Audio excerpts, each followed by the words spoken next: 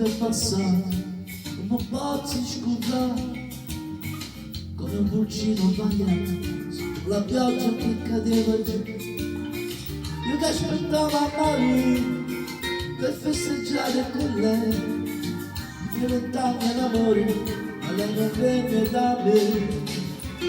Fin dall'ansia che aspetto, era un po' che mi aspettavo, un parente mi stile, sotto l'ombrello in una verità.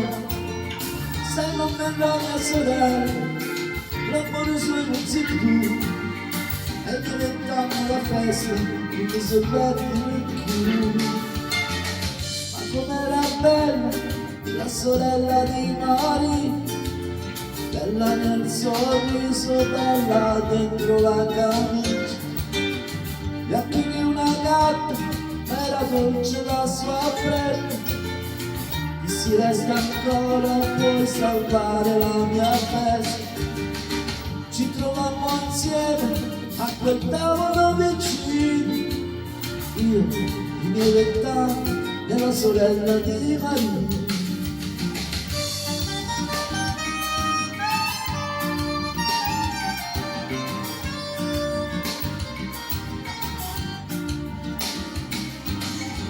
Ma che scelta d'oro, cosa deve impazzire? Quando sfiorai questi mani, e mi guardò ma non mi disse no.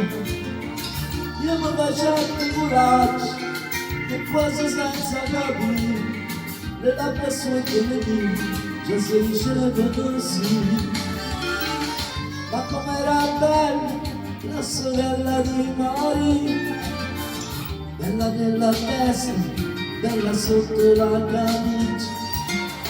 Quando più la guardavo, sempre più la desideravo, e quel suo sorriso ingenuo non me piaceva.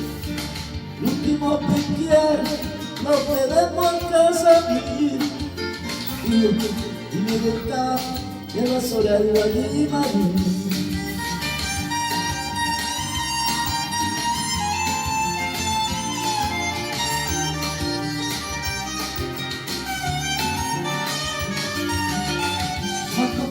Bella la sorella di Maria, e la camicetta lentamente volò via.